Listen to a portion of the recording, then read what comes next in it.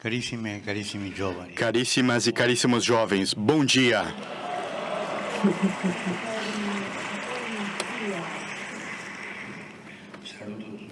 Uma saudação a todos vocês que vieram aqui, que tiveram a oportunidade de estarem aqui. Mas também gostaria de saudar aqueles que não puderam chegar aqui, que ficaram em casa. A nossa lembrança a todos eles. Estamos unidos, todos. Eles lá no local onde se encontram, nós aqui. Eu esperei mais de 3 anos por esse momento, desde que escrevi a carta em 1º de maio de 2019, que chamou e depois trouxe vocês aqui em Assis. Para muitos de vocês, acabamos de ouvir, o encontro com a economia de Francisco despertou algo que vocês já tinham dentro. Vocês já estavam comprometidos com a criação de uma nova economia. Aquela carta aproximou vocês, deu a vocês um horizonte mais amplo e fez com que vocês se sentissem parte de uma comunidade mundial de jovens com a mesma vocação. E quando um jovem vê no outro jovem sua própria vocação, e então essa experiência se repete com centenas, milhares de outros jovens, então grandes coisas se tornam possíveis. Até mesmo a esperança de mudar um sistema enorme, um sistema complexo, como a economia mundial.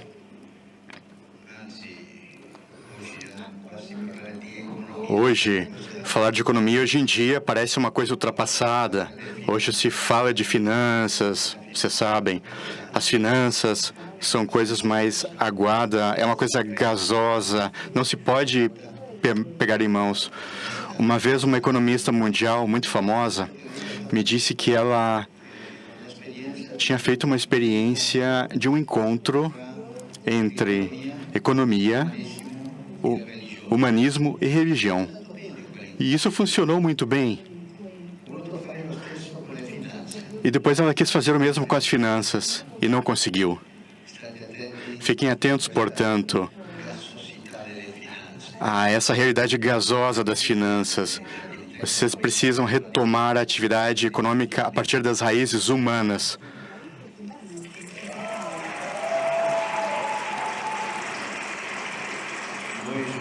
Vocês jovens, com a ajuda de Deus, sabem como fazê-lo, podem fazê-lo. Os jovens já o fizeram antes ao longo da história. Vocês estão vivendo a juventude em uma época que não é fácil. A crise ambiental, depois a pandemia, e agora a guerra na Ucrânia, e as outras guerras que vêm ocorrendo há anos em vários países, estão marcando a vida de vocês. A nossa geração deixou a vocês como herança muitas riquezas, mas não soubemos cuidar do planeta e não estamos salvaguardando a paz. Quando vocês escutam que os pescadores aqui de São Benedetto del Tronto, em um ano, pescaram do mar 12 toneladas de sujeira, de plásticas e várias coisas. A partir daí, a gente vê que não está cuidando do meio ambiente. E não estamos cuidando da paz também. Vocês são chamados a se tornarem artesãos e construtores da casa comum. Uma casa comum que está desmoronando. É assim, é isso que temos que dizer. Uma nova economia inspirada em Francisco de Assis, hoje, pode e deve ser uma economia amiga da terra. Uma economia de paz. Trata-se de transformar a economia que mata em uma economia de vida, em todas as suas dimensões. Chegar àquele bem viver que não é uma doce vida, não, mas o bem viver é aquela mística que os povos aborígenes nos ensinam em relação com a terra.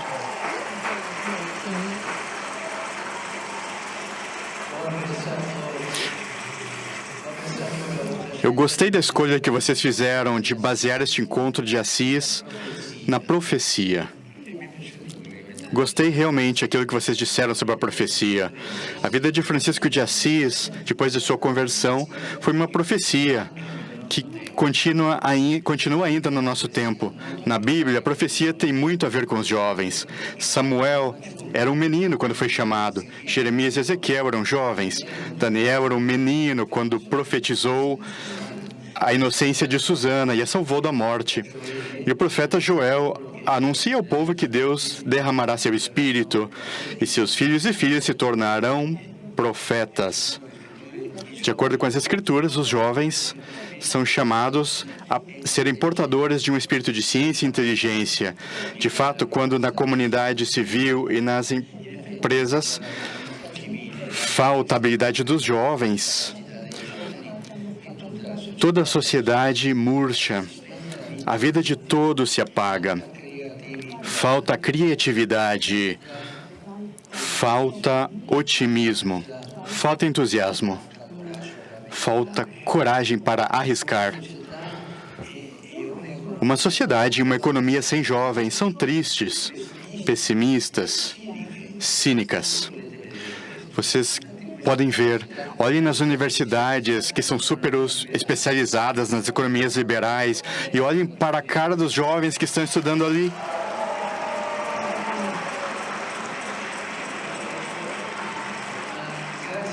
Mas, graças a Deus, vocês estão aqui. Não apenas estarão amanhã, mas já estão aqui hoje. Vocês não são apenas o ainda não. Vocês também são o já. Vocês são o presente.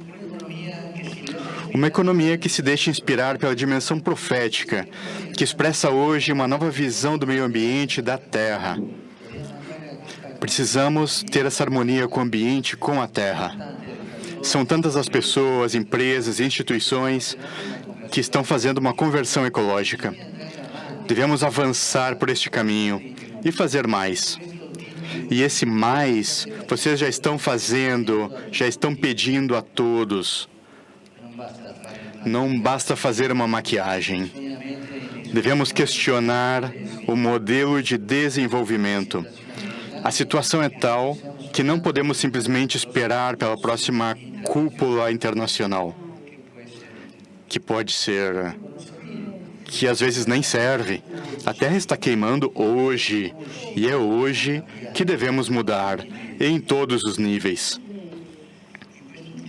Neste último ano, vocês trabalharam a economia das plantas, um tema inovador. Vocês viram que o paradigma vegetal contém uma abordagem diferente para a terra e para o ambiente.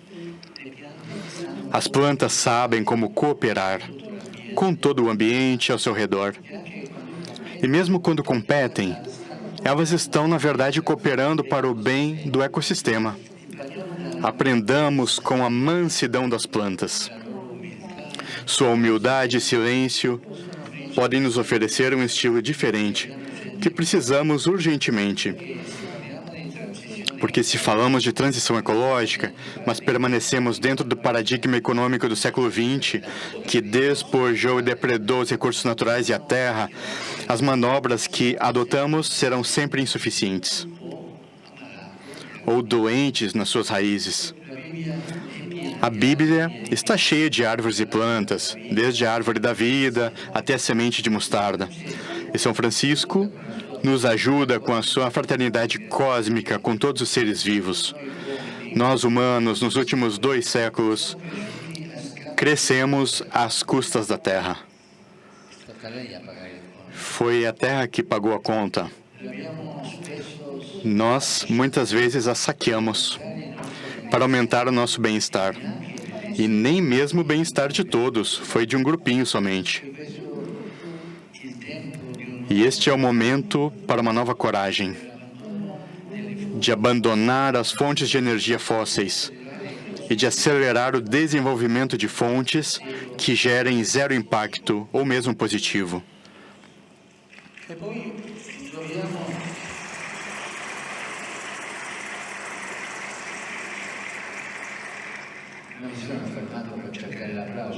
Eu não queria aplauso, eu parei porque eu queria respirar mesmo, viu?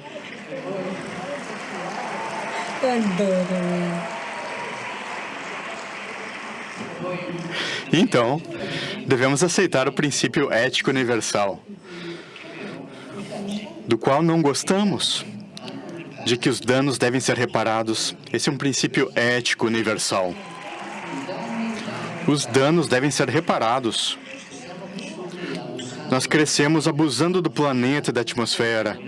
E hoje precisamos aprender a fazer sacrifícios em estilos de vida que ainda são insustentáveis. Caso contrário, serão nossos filhos, nossos netos, que pagarão a conta. Uma conta que será muito alta e muito injusta. Eu estava escutando um cientista a nível mundial muito importante, há uns 6 meses. Ele disse, ontem nasceu a minha netinha. Se continuar assim, daqui a 3 anos, ela vai ter que viver em um mundo inabitável. Serão os filhos e os netos que pagarão a conta, uma conta muito alta e muito injusta. É necessário uma mudança rápida e decisiva. Isso eu estou falando sério. Eu conto com vocês. Conto com vocês. Por favor, não nos deixem em paz. Nos deem o exemplo. E eu digo a verdade a vocês. Para viver nessa estrada, é necessário coragem. E algumas vezes, é necessário também um pouquinho de heroísmo. Eu escutei, certa vez em um encontro, um jovem, tinha 25 anos, recém-saído da universidade, engenheiro de alto nível. Ele não encontrava trabalho. No final, encontrou em uma indústria. Ele não sabia nem bem o que significava. Quando ele estudou o que significava sem trabalho, quando ele entendeu o que deveria fazer nessa indústria, ele negou trabalhar ali, porque ali trabalhavam faziam armas. Esses são os heróis de hoje.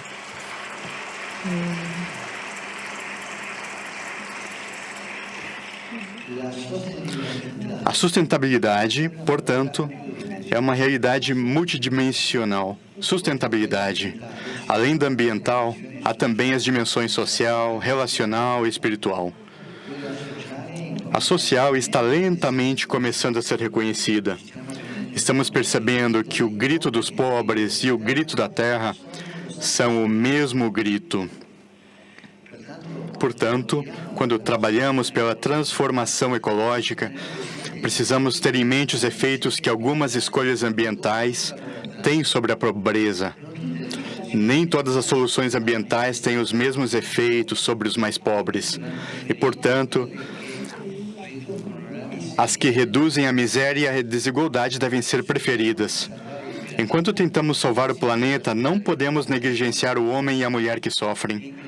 A poluição que mata não é apenas a do dióxido de carbono. A desigualdade também polui mortalmente nosso planeta. Não podemos permitir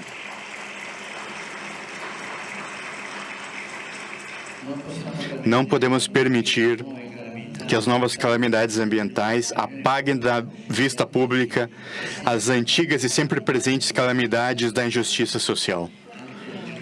E das justiças políticas também. Imaginem, por exemplo, a justiça política nesse povo Intia, que está mudando de um lugar para o outro porque não pode habitar na própria pátria. Essa é uma injustiça política. Existe também uma insustentabilidade de nossas relações. Em muitos países, as relações das pessoas estão se empobrecendo, especialmente no Ocidente. As comunidades estão se tornando cada vez mais frágeis e fragmentadas. A família em algumas regiões do mundo está sofrendo uma grave crise, e com ela, a aceitação e a custódia da vida. O consumismo atual procura preencher o vazio das relações humanas com bens cada vez mais sofisticados. A solidão é um grande negócio em nosso tempo. Mas, dessa forma, gera uma fome de felicidade. E isso é uma coisa muito feia, muito triste. Pensamos no inverno demográfico. Como é o relacionamento com tudo isso? o inverno demográfico, a nível demográfico, onde os países estão diminuindo porque não estão mais tendo filhos. É mais cômodo ter relacionamento afetivo com os cães, com os gatos, que ter filhos. A criatividade, precisamos retomar a criatividade.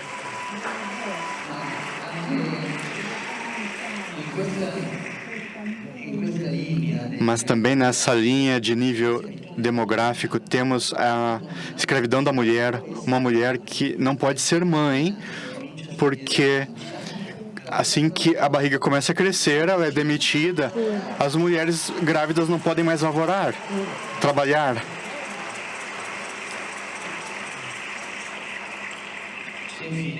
E tem, por fim, existe também uma insustentabilidade espiritual de nosso capitalismo.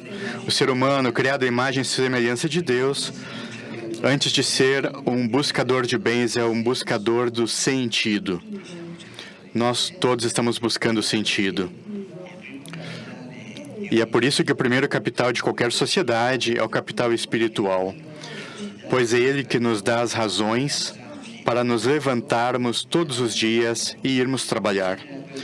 E gera a alegria de viver, que também é necessária para a economia. Nosso mundo está acabando rapidamente com essa forma essencial de capital que foi acumulado ao longo dos séculos pelas religiões, pelas tradições de sabedoria e piedade popular. E assim, especialmente os jovens, sofrem com essa falta de sentido. Muitas vezes, diante da dor e das incertezas da vida, eles se encontram com uma alma esgotada de recursos espirituais para processar o sofrimento, a frustração, o desapontamento e o luto também. Pensem no percentagem de suicídio entre os jovens, como aumentou e não estão sendo publicados, está sendo escondido esses números. A fragilidade de muitos jovens decorre da falta desse precioso capital espiritual. Eu pergunto, vocês têm um capital intelectual? Pensem internamente, cada um de vocês. Um capital invisível, mas mais real que o capital financeiro ou tecnológico. Há uma necessidade urgente de reconstituir esse capital espiritual essencial. A tecnologia pode fazer muito. Ela nos ensina o que e o como fazer, mas não nos diz o porquê. E assim nossas ações se tornam estéreis e não preenchem a vida, nem mesmo a vida econômica. Estando na cidade de Francisco, não posso deixar de falar da pobreza. Fazer economia inspirada nele significa comprometer-se em colocar os pobres no centro. A partir disso, olhar então a economia, olhar para o mundo a partir deles, sem estima, o cuidado, o amor pelos pobres, por cada uma das pessoas pobres, pelos frágeis, vulneráveis, aqueles que são doentes. Sem todas essas pessoas, não existe economia de Francisco. Eu diria ainda mais, uma economia de Francisco não pode se limitar a trabalhar para ou com os pobres. Enquanto nosso sistema continuar a produzir excluídos e operarmos de acordo com esse sistema, seremos cúmplices de uma economia que mata. Perguntemo-nos então, estamos fazendo o suficiente para mudar essa economia? Ou estamos contentes em pintar uma parede mudando a cor, sem mudar a estrutura da casa? Não se trata de dar algumas pinceladas, precisamos mudar a estrutura. Talvez a resposta não é o que podemos fazer, mas como podemos abrir novos caminhos para que os próprios pobres possam se tornar os protagonistas da mudança. Existem experiências na Índia, nas Filipinas, nesse sentido, que são muito grandes, muito desenvolvidas. São Francisco não amava apenas os pobres, ele amava também a pobreza. Esse modo de viver austero, digamos assim. Francisco andava com os leprosos, não tanto para ajudá-los, mas porque queria ser pobre como eles. Seguindo Jesus Cristo, ele se despojou de tudo para ser pobre com os pobres. Bem, a primeira economia de mercado nasceu na Europa do século XIII, em contato diário com os frades franciscanos, que eram amigos daqueles primeiros comerciantes. Aquela economia criava riqueza, é claro, mas não desprezava a pobreza. Criar riqueza sem desprezar a pobreza, portanto. Nosso capitalismo, por outro lado, quer ajudar os pobres, mas não os estima. Não compreende a bem-aventurança paradoxal, bem-aventurados os pobres. Não devemos amar a miséria, ao contrário, devemos combatê-la. Antes de tudo, criando trabalho digno, mas o Evangelho nos diz que sem valorizar os pobres, não se pode combater a miséria. E a partir daqui que devemos começar. Vocês, empresários economistas também, vivendo esses paradoxos evangélicos de Francisco, portanto. Quando eu falo com as pessoas, eu confesso, sempre pergunto, você dá esmola aos pobres? Sim, sim, sim. E quando você dá essa esmola aos pobres, você olha nos olhos dele? Não sei. Quando você dá esmola, você coloca a moedinha ou você toca a mão desse pobre? Se eles não olham nos olhos e não tocam o pobre. Portanto, isso significa estar longe do espírito da pobreza. Estamos nos distanciando da humanidade, dos relacionamentos humanos.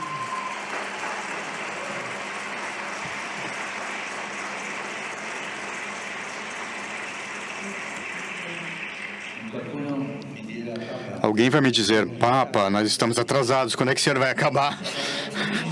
Eu estou terminando, ok?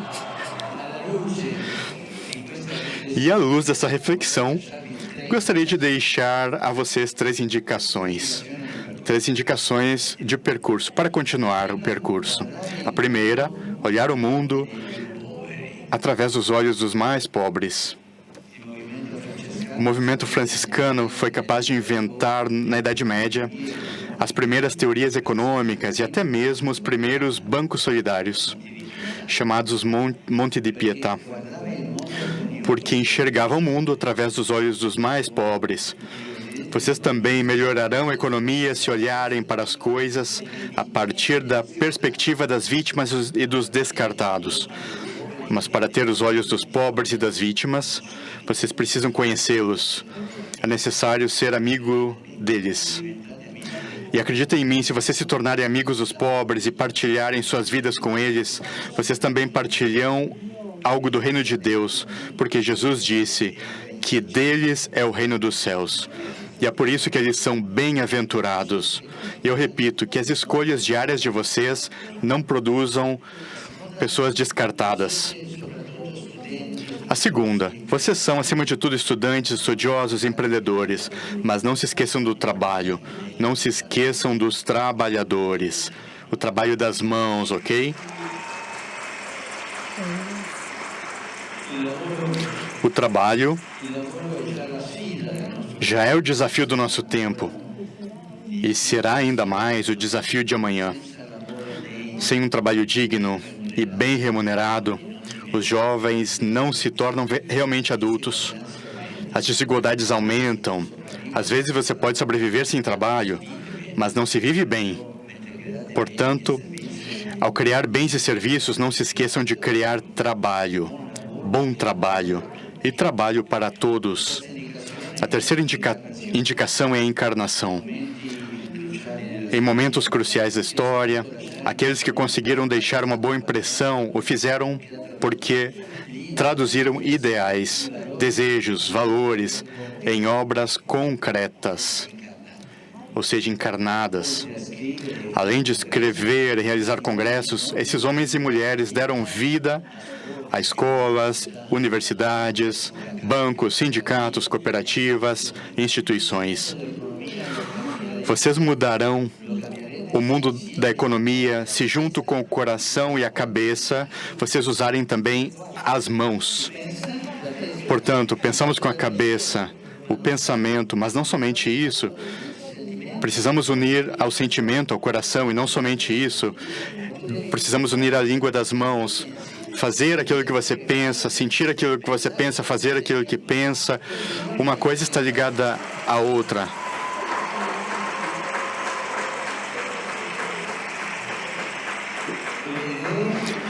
As ideias são necessárias. Elas nos atraem muito, especialmente quando somos jovens, mas podem se transformar em armadilhas se não se tornarem carne, ou seja, concretude, empenho cotidiano. Somente as ideias, a gente adoece, sabe? E a gente vai acabar em órbita se ficar só no campo das ideias. As ideias são necessárias, mas devem ser... A Igreja sempre rejeitou a tentação agnóstica, aquela da ideia somente, que pensa em mudar o mundo somente com conhecimento diferente, sem o esforço da encarnação.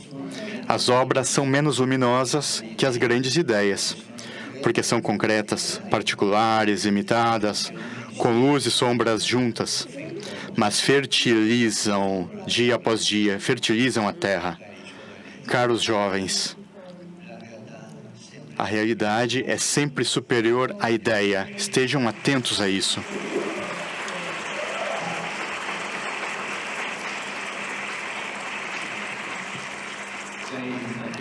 Caros irmãos e irmãs, agradeço a vocês por esse empenho. Obrigado. Vão em frente, com inspiração e a intercessão de São Francisco. E eu, se vocês concordam, gostaria de concluir com uma oração. Eu vou lê-la e vocês podem seguir com o coração. Pai, vos pedimos perdão por termos ferido gravemente a terra, por não termos respeitado as culturas indígenas, por não termos valorizado e estimado os pobres, por termos criado riqueza sem comunhão. Deus vivo, que por vosso Espírito inspirastes os corações, os braços e as mentes desses jovens, e os colocastes em direção a uma terra prometida. Olhai com bondade para a sua generosidade, seu amor, sua disposição em dedicar a vida por um grande ideal. Abençoe-os em seus esforços, em seus estudos, em seus sonhos. Acompanhe-os em suas dificuldades e sofrimentos. Ajude-os a transformá-los em virtude e sabedoria. Apoie-os em seus desejos de bondade e vida. Sustente-os em suas decepções diante de maus exemplos, para que não desanimem, mas continuem em seu caminho. Vós, cujo Filho unigênito se fez carpinteiro, dai-lhes a alegria de transformar o mundo com o amor, com a inteligência e com as mãos. Amém. E obrigado, muito obrigado.